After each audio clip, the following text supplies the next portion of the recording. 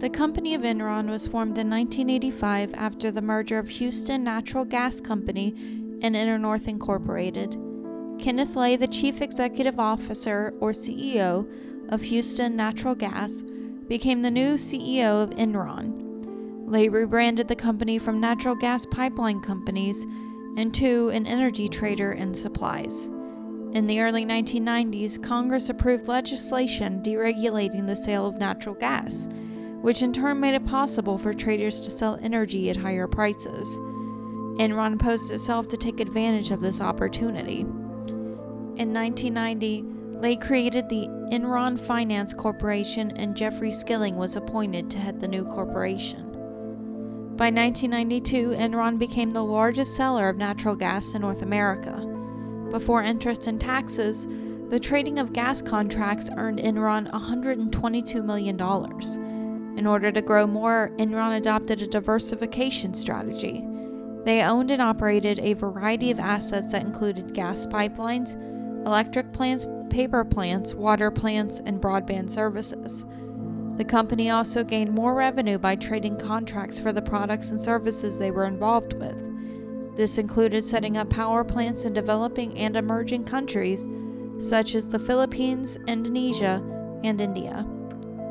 The stock for Enron increased from the start of the 1990s to the end of 1998 by 311%. By the end of December 2000, their stock was valued at $83.13, and its market capitalization exceeded $60 billion. This was an indication of the stock market's high expectations for the future of the company.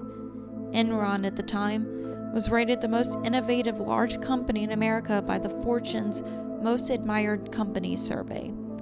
In October 1999, Enron Online, an electronic trading website that focused on commodities, was created.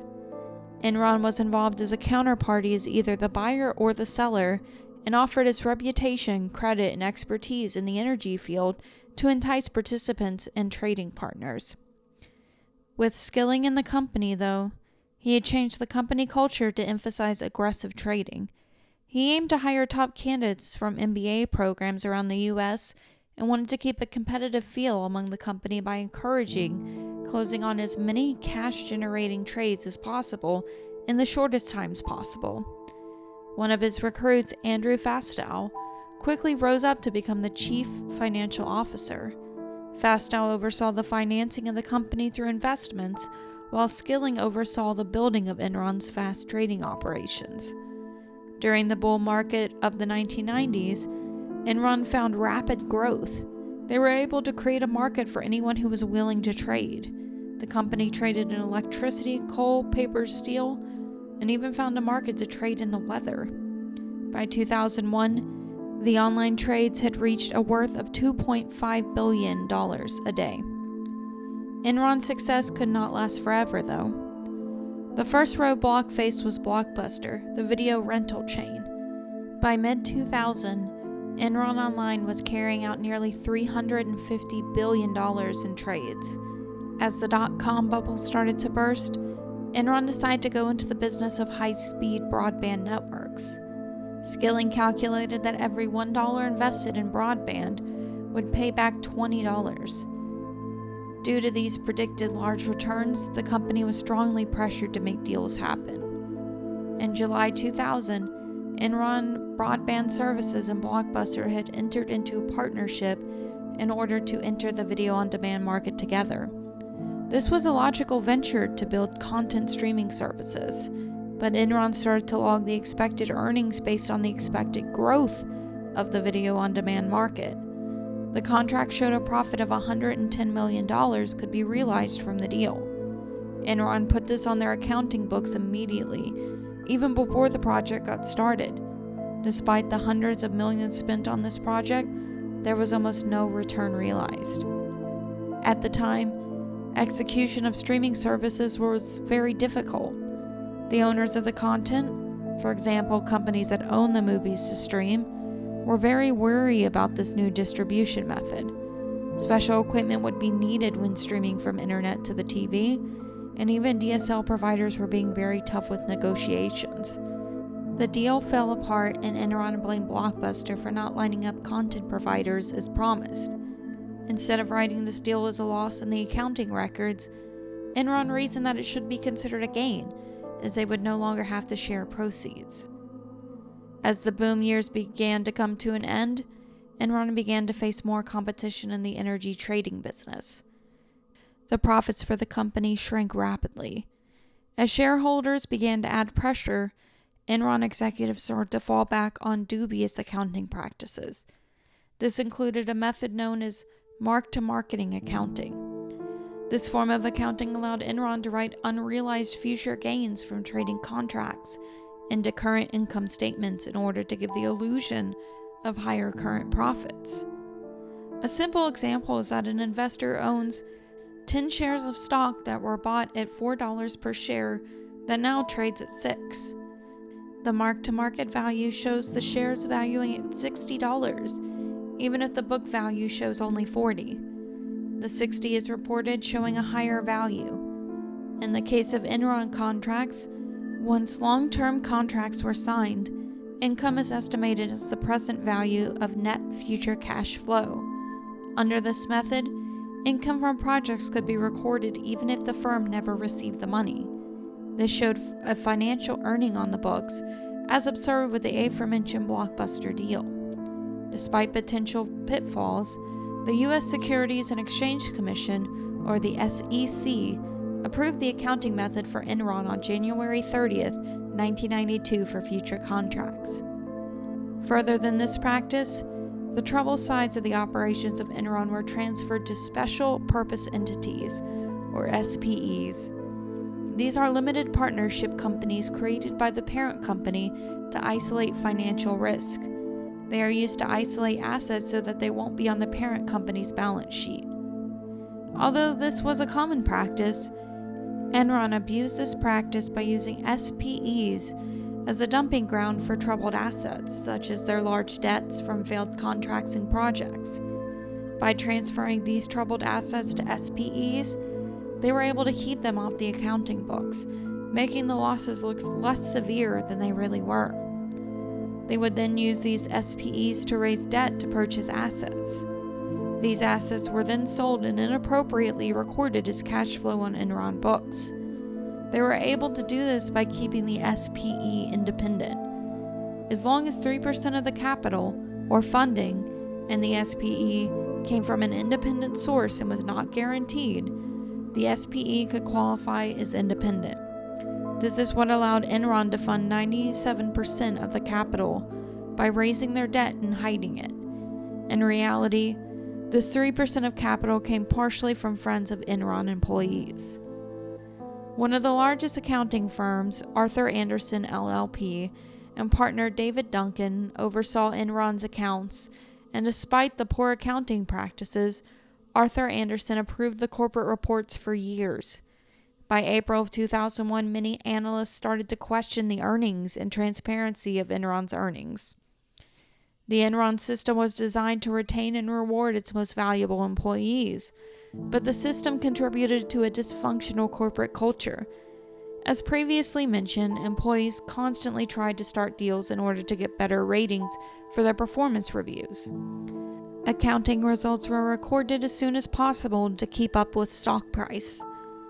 The way of business ensured that deal makers and executives received large cash bonuses and stock options. Due to Skilling's belief that worrying about costs would hinder thinking, extravagant spending was rampant. Employees even had large expense accounts, and executives were paid sometimes twice as much as competitors. By the summer of 2001, Enron was failing fast. Lay had retired in February of 2001 and had appointed Skilling as CEO. In August 2001, Skilling resigned, citing personal reasons, and Lay returned. Around this time, analysts started to downgrade their rating for Enron stock, and it descended to a 52-week low of $39.95. On October 16th of that year, Enron reported its first quarterly loss of $638 million, and it took a $1.2 billion reduction in shareholder equity owing in part to Fastow's partnerships. It is important to note that right before the stock price per share took a dive, a group of 29 Enron executives and directors sold their shares. The insiders received $1.1 billion by selling 17.3 million shares from 1999 through mid-2001. They continued selling right up to just before the stock started to tumble down. One of the biggest sellers was Kenneth Lay. He was part of more than a dozen Enron executives who received $30 million or more. Lawyers for the executives claimed that the sales were proper and that the insiders had no special information or advantages over other investors. This caught the attention of the SEC. A few days later, Enron forbid their employees from selling their shares of Enron stock for at least 30 days. Pressure was mounted as previously employees were told to invest all of their 401ks in Enron stock.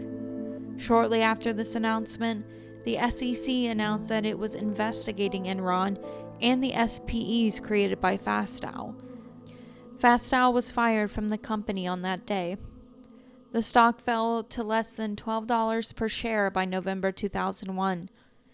Enron attempted to avoid disaster by agreeing to be acquired by Dinergy. Weeks later, though, Dinergy backed out of the deal.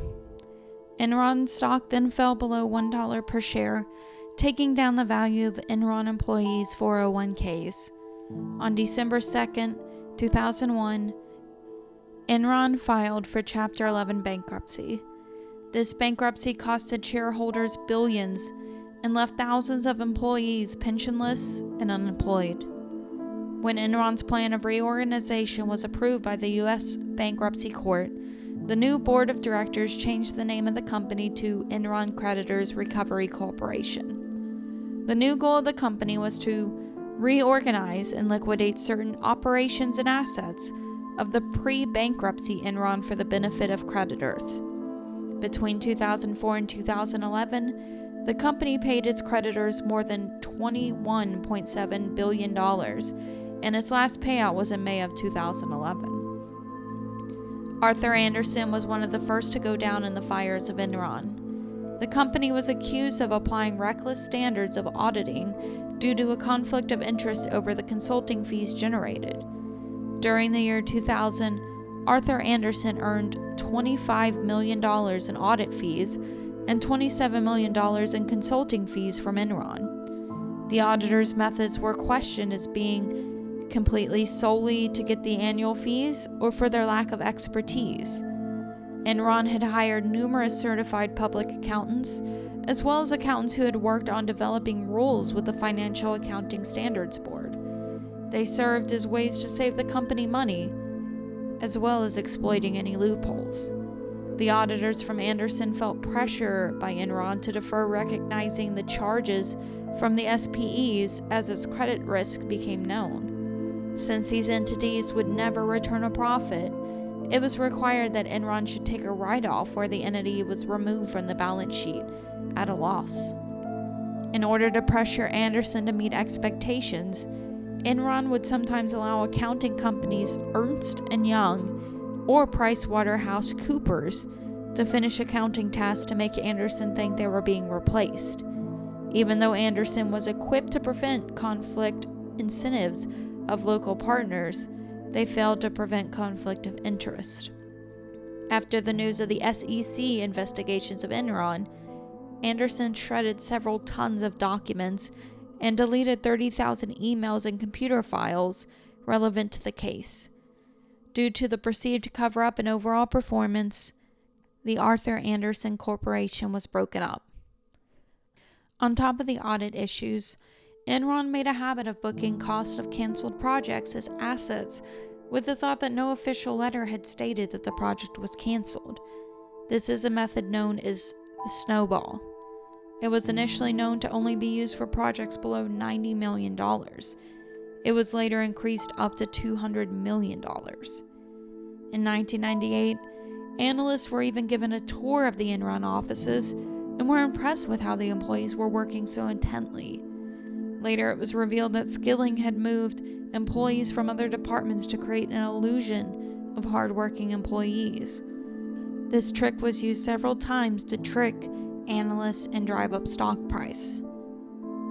After everything that happened, several of Enron's executives were charged with conspiracy, insider trading, and securities fraud. Kenneth Lay was convicted on 6 counts of fraud and conspiracy and 4 counts of bank fraud. Before sentencing could occur, he died of a heart attack. Andrew Fastow pled guilty to 2 counts of wire fraud and securities fraud for perpetrating Enron's corporate practices. He ended up cutting a deal for cooperating with the federal authorities and served more than 5 years in prison. He was released in 2011. Vice Chairman J. Clifford Baxter had made millions after selling Enron stock. He was reportedly unhappy with the business practices and had resigned as vice chairman in May 2001. He stayed on with Enron as a consultant. He was one of the executives that was under investigation and was asked for documents per a batch of subpoenas sent out. Baxter was found on January 25, 2002, inside his vehicle with a gunshot wound to his head. He had previously complained to anyone who would listen to the inappropriateness of the transactions Enron was dealing in. Jeffrey Skilling received the harshest sentence of all involved in the scandal. In 2006, Skilling was convicted of conspiracy fraud and insider trading. He originally received a 17.5-year sentence, but in 2013, it was reduced to 14 years. He was required to give $42 million to the victims of the Enron fraud and to cease in challenging his conviction. He was originally supposed to be released on February 21, 2028, but was released on February 22, 2019. The collapse of Enron led to new regulations and legislation to promote the accuracy of financial reporting for public companies. In July 2002, then-President George W. Bush, previously supported by the Enron company, signed into law the Sarbanes-Oxley Act. This act increased the consequences of destroying, altering, or fabricating financial statements and for trying to defraud shareholders. Additionally, the Financial Accounting Standards Board raised its level of ethical conduct. Company boards of directors became more independent, monitoring audit companies and replacing bad managers. These measures were important to spot and close loopholes that companies had previously used to avoid accountability. Enron no longer exists. It sold its last business, Prisma Energy, in 2006. Thank you for watching. If you enjoyed this video, please give it a like and consider subscribing to the channel for more criminal connections.